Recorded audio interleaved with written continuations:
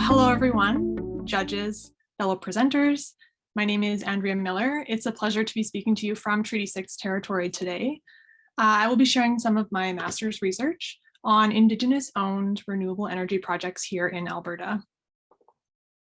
Energy transitions are urgently needed to meet current targets for climate action and renewable electricity generation. And I want to talk to you today about what a transition that is centered around justice and equity can look like. So without considerations for justice and equity, the transition is at risk of replicating the current centralized energy system, one where energy infrastructure is predominantly owned and operated by private companies. Communities are often disconnected from energy decision-making, and projects often do not reflect local priorities. A just transition considers how the benefits of transitioning our energy system, as well as the harms, will be distributed equitably across all communities, who will be included, and ultimately what values will shape the transition of our energy system and economy.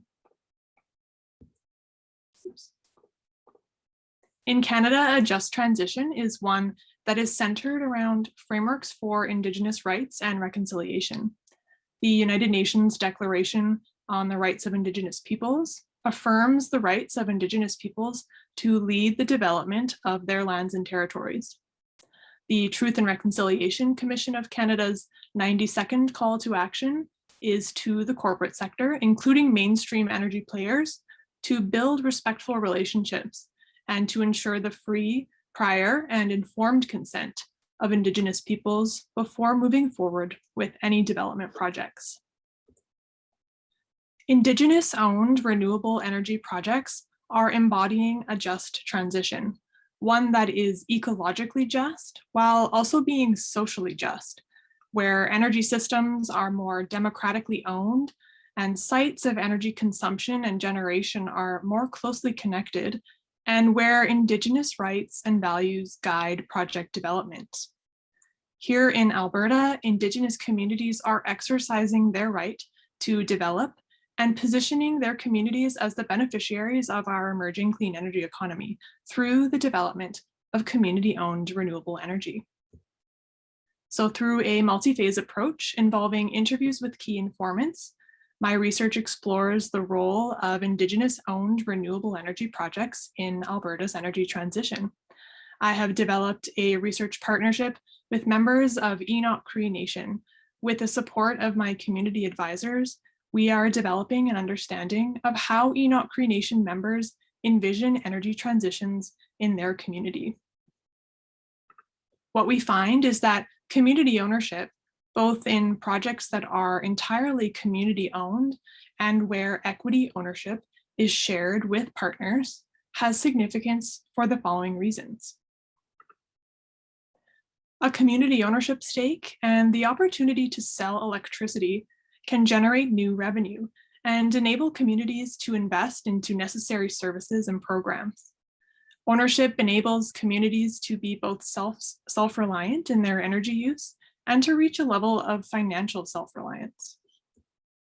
An ownership stake ensures that communities have a seat at decision-making tables and that projects are considerate of traditional knowledge and land use and reflect local priorities, such as opportunities for training and career development. Renewable energy projects that are led and owned by Indigenous communities are creating opportunities to build new relationships with developers and industry partners based on trust, mutual benefit, and a shared vision for a green energy future. In addition to equity ownership, opportunities to engage members in shaping project design build in a sense of ownership of the project in the form of community pride among members who can see their contributions reflected in a project directly in their community. Indigenous-owned renewable energy projects are making significant strides in both climate action and rebuilding settler Indigenous relationships. Meeting the challenges of our time will require a level of transformative change that is not limited to a transition of energy type alone, but a transition of who the energy system serves.